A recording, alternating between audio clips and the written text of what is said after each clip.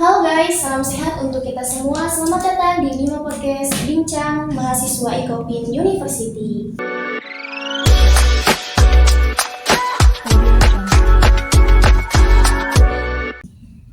Oke, bincang mahasiswa pada episode kali ini kita akan membawakan topik mengenai time capsule BMKM Ikopin University. Sebelumnya perkenalkan di sini saya Sofi Rafaldini, biasa dipanggil Sofi. Dan di sini juga saya tidak sendiri ya, melainkan ditemani oleh Presiden Mahasiswa dan juga Wakil Presiden Mahasiswa. Mungkin boleh untuk memperkenalkan diri. Oke, baik. Ya, perkenalkan nama saya Yurat Madika, selaku Presiden Mahasiswa dari BMKM Open University di periode 2024. Perkenalkan, nama saya Fajar Septian Nugraha, selaku Wakil Presiden BMKM Open University periode 2024 yang mendampingi satu periode dengan Yurat Madika. Oke. Mungkin di sini kita akan memberikan informasi yang menarik untuk para pemirsa yang mendengar ya. Oke, gak kerasa nih udah ada di episode baru lagi di Bima Podcast.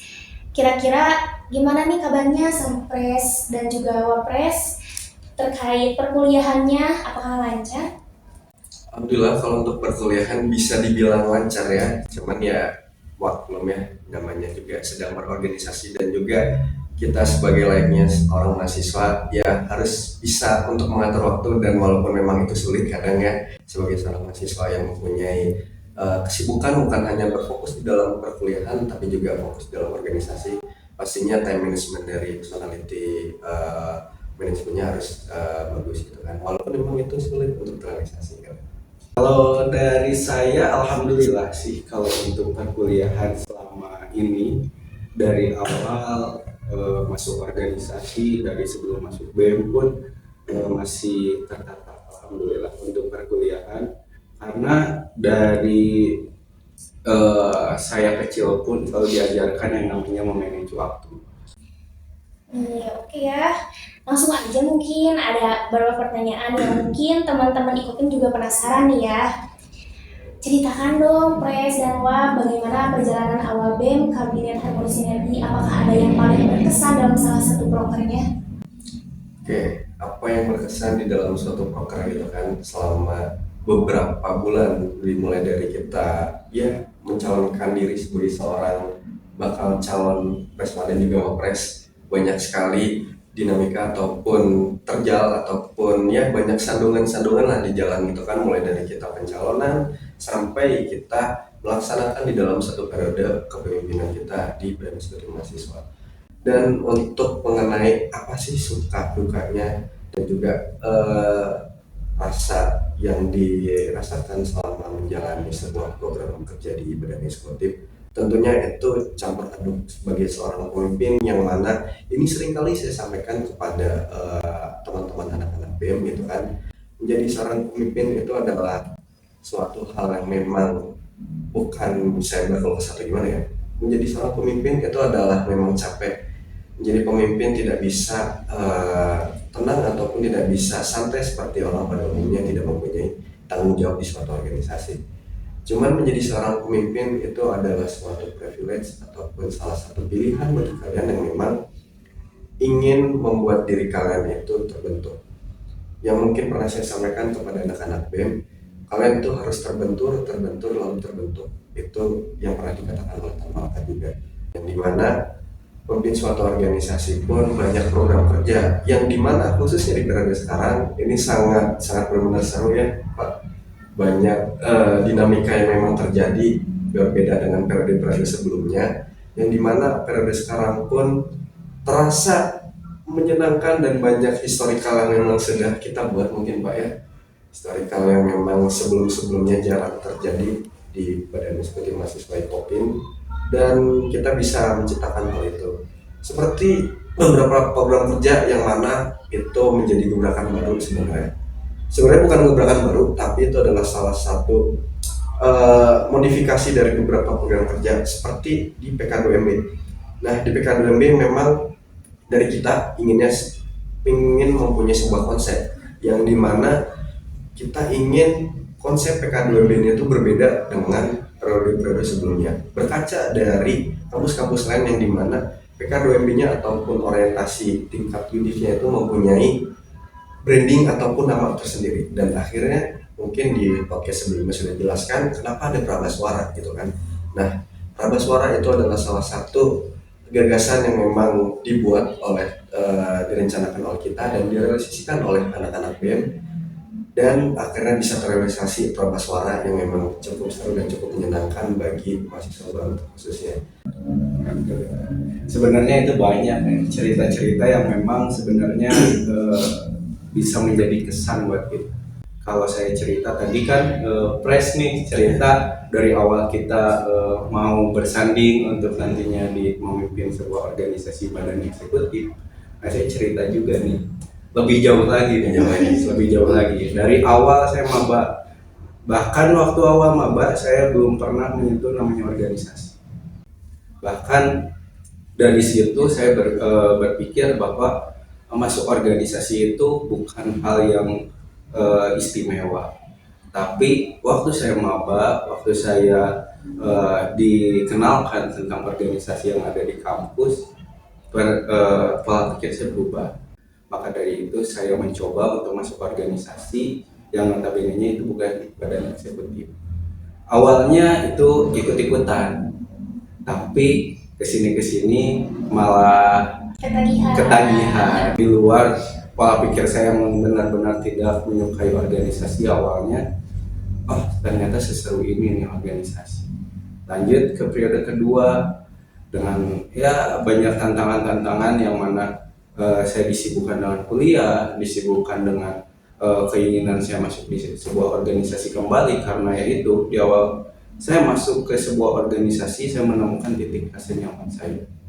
Banyak hal-hal yang bisa saya pelajari, banyak hal-hal yang awalnya saya malu-malu untuk berbicara di depan banyak orang, dan akhirnya saya bisa berbicara di depan banyak orang. Dan di situ saya tertariklah masuk lagi organisasi, dan akhirnya tahun terakhir saya berlabuhlah ke badan eksekutif yang dimana sekarang saya duduk di sini bersama rekan saya Yulian Andika. Oke, mungkin tadi perjalanan awal BEM-nya sangat menarik ya teman-teman. Ada nih pertanyaan selanjutnya, Preswap. Katanya apa nih tantangan terbesar yang dihadapi BEM selama perjalanan ini? Kemudian gimana sih cara mengatasi tantangan tersebut? Apakah ada metode khusus mungkin? Oke, kalau bicara tentang tantangan ya, bicara tentang tantangan tentu banyak ya sebenarnya. Bahkan kalau kita memimpin, biasanya tantangan terberat itu diri sendiri. Karena kalau kita menyalahkan anggota, tentu itu bukan menjadi solusi. Nah, maka dari itu, kalau dari saya pribadi, rata-rata tantangan di badan eksekutif bukan berbicara tantangan tentang programnya, bukan tantangan tentang perjalanannya. Bahkan tantangan terberat dari sebuah organisasi atau dari saya pribadi, bahkan dari diri saya sendiri gitu. Kalau berbicara tentang sebuah lingkupnya yang lebih luas lagi tentang organisasi, tentu kalau kita perincikan pasti banyak. Karena dari awal periode sampai sekarang pun tentu masih banyak masalah, masih banyak kekurangan yang kita jalani. Dan kita pun gak akan menjamin perjalanan kita ini selancar itu. Cuman cara yang mengatasinya ya kita selalu saling support satu sama lain. Dengan adanya Menteri SDM, dengan caranya mereka merangkul anggota-anggota kita, dengan adanya bendahara, adanya sekretaris untuk mengatur yang mana itu sifatnya adanya kegiatan-kegiatan di luar ataupun dengan sistem keuangan dan sebagainya. Gitu ya Pres, kurang lebih. Ya, Pres udah mulai Terbuka. Udah mulai dapat pencerahan. Ya, kalau dari saya pribadi ya, mungkin ini berbeda perspektif ya dari Bung Fajar gitu kan, selaku wakil saya. Nah, kalau perspektif dari saya pribadi itu dalam menangani sebuah masalah itu tentunya tergantung dari setiap latar belakang individunya. Menangani sebuah masalah itu pastinya didasari oleh pengalaman sebelumnya yang memang sudah dilakukan gitu kan. adanya problem solving pasti dulunya udah pernah merasakan hal tersebut. Nah, dengan mungkin jam terbang yang memang saya miliki dan juga pengalaman yang mungkin sebenarnya tidak lebih banyak dari Bung Fajar gitu kan. Nah, mungkin saya mempunyai metode tersendiri untuk menangani sebuah masalah, walaupun memang kadang itu menimbulkan masalah lagi, kadang sekali tegur sama pacar gitu kan. Nah, dari hal-hal tersebut pastinya saya belajar gitu kan. Setiap individu, setiap orang tuh kan mempunyai latar belakang masing-masing, dan saya tidak bisa menyamaratakan jika memang ini aspeknya berbicara tentang permasalahan contoh antara saya dengan individu di dalam anggota BEM gitu kan.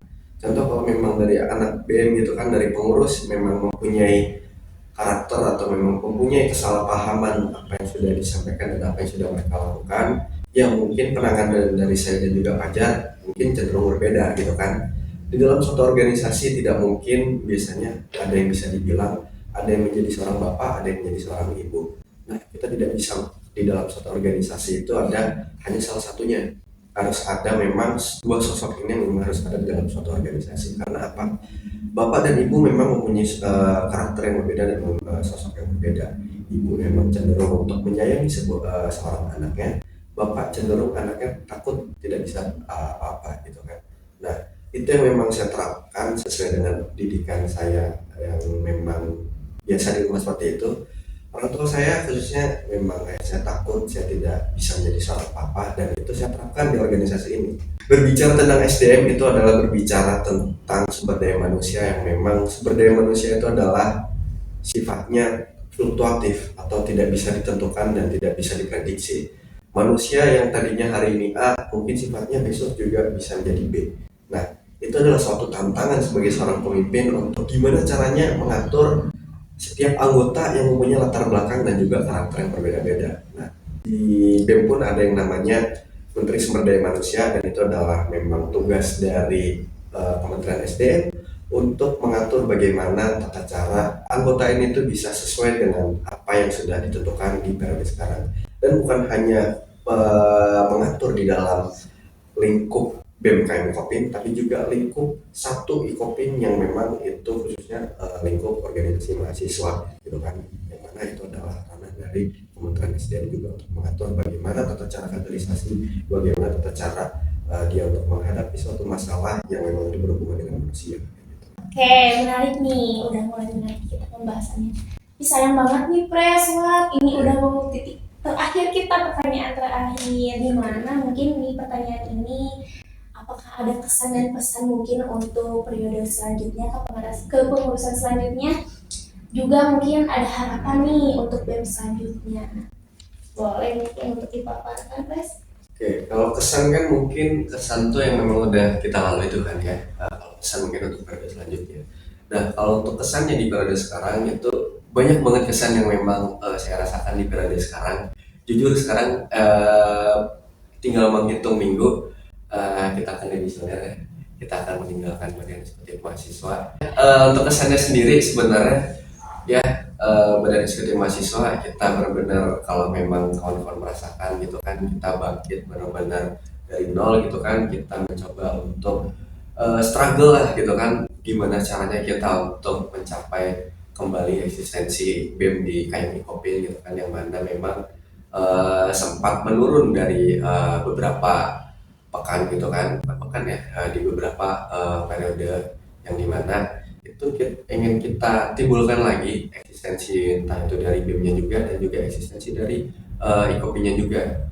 Makanya dari itu kita mencoba untuk terfokus di periode sekarang, mencoba menstabilkan gitu kan, kita rangkul dari teman-teman Ormawa, kita rangkul dari teman-teman mahasiswa, kita bergerak berdasarkan bukan atas asas kelembagaan, kita bergerak bersama-sama sebagai lembaga eksekutif, kita bergerak atas dasar gerakan mahasiswa dan juga gerakan pertemanan. Apapun yang memang kita lakukan di sini bukan atas kepentingan dari teman-teman BEM dan juga kepentingan kita berdua, tapi ini kepentingan dari kita semua sebagai seorang mahasiswa.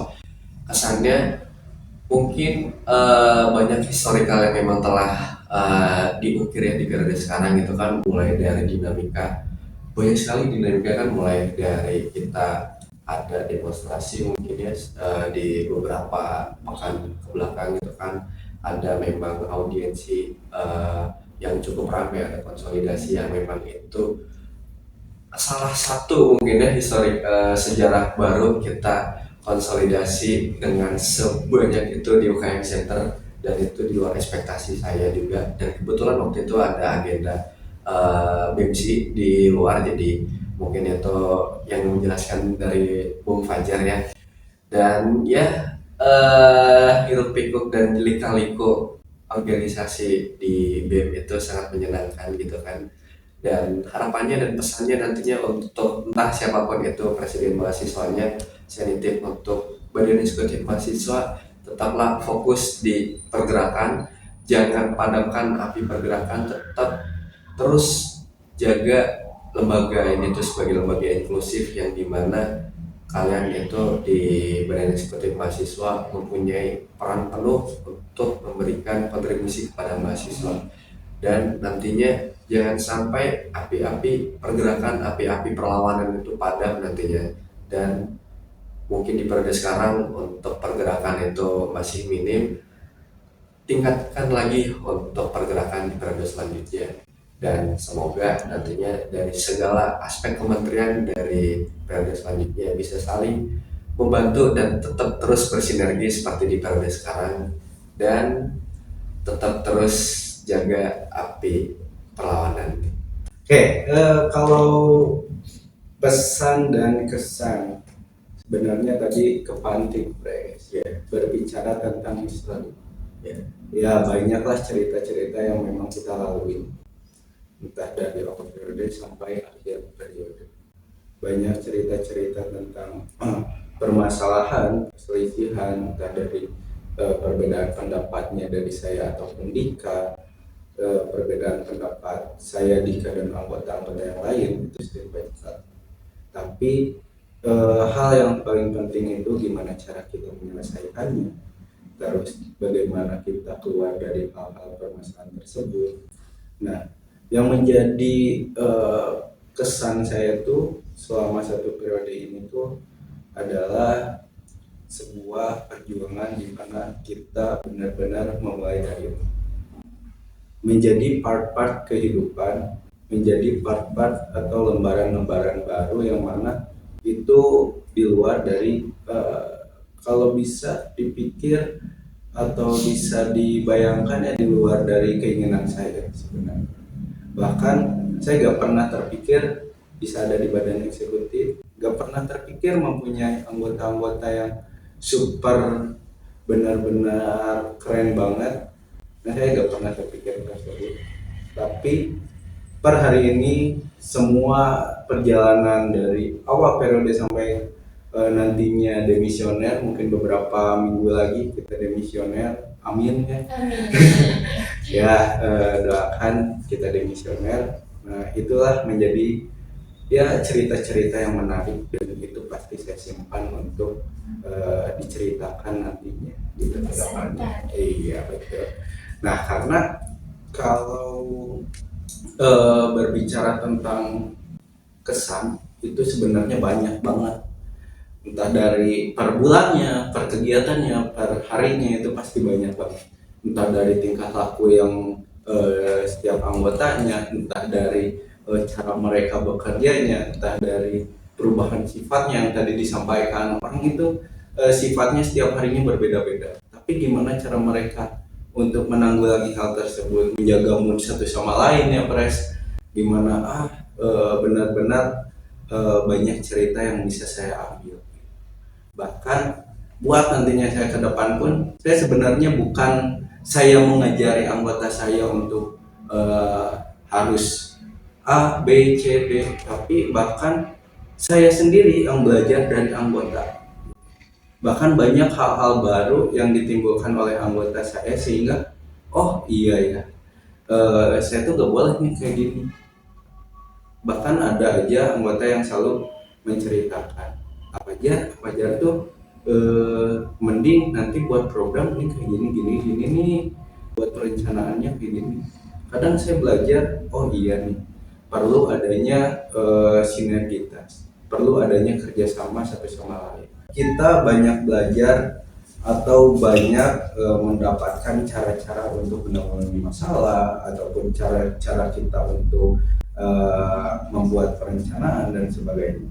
Karena di anggota kita pun rata-rata tidak hanya aktif di BEM aja, tapi banyak ada yang aktif di luar, ada yang di UKMK, atau ada yang dari organisasi pemerintahan dan sebagainya. Karena ya dengan anggota yang kita miliki, kita pun percaya pada kemampuan anggota kita. Maka dari itu kita gak menutup dari ide-ide mereka.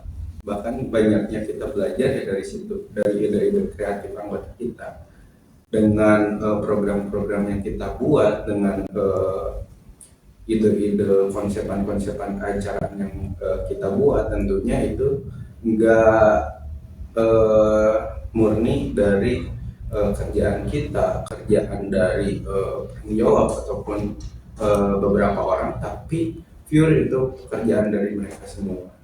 Untuk nantinya presiden mahasiswa atau wakil presiden mahasiswa yang baru, mungkin ya entah ya siapa nantinya yang menduduki kepemimpinan badan eksekutif nantinya.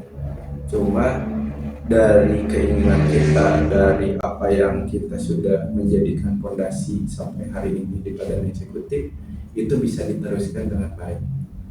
Tentu bukan hanya berbicara tentang programnya, bukan berbicara tentang jalan nantinya ke depannya, entah internal eksternal, tapi bagaimana caranya bisa membantu dalam pengembangan sumber daya di kampus kita. Tapi tadi itu sempat ada kata Prestu, nanti mungkin disampaikan oleh Wap ketika konsolidasi mungkin yang pertama kali yang banyak itu loh.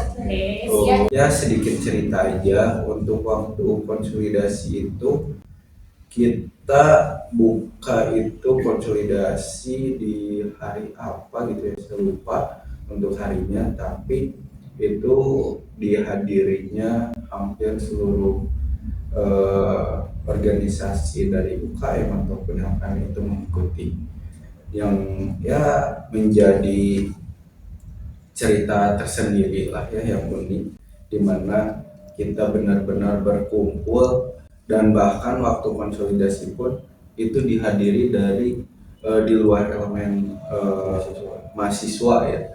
Waktu itu dihadiri juga untuk ya alumni pun mengikutinya, ya menjadi sebuah gerakan yang cukup besar juga. Dan kekompakan dari mahasiswa, dari alumni dan berbagai pihak pun menjadi salah satu hal yang menyebabkan gerakan-gerakan mahasiswa ini aktif kembali. Gerakan-gerakan mahasiswa ini berjalan dengan lancar.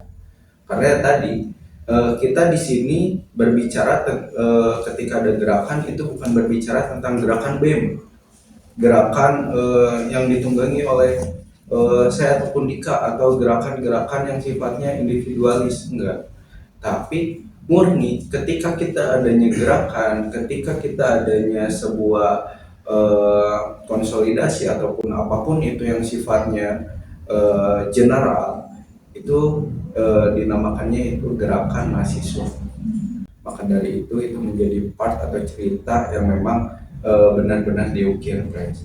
Entah dari teman-teman badan eksekutif, dari mahasiswa-mahasiswa yang lainnya, atau dari UKM, LKM, atau dari seluruh elemen dari mahasiswa, itu pasti menjadi part yang terindah.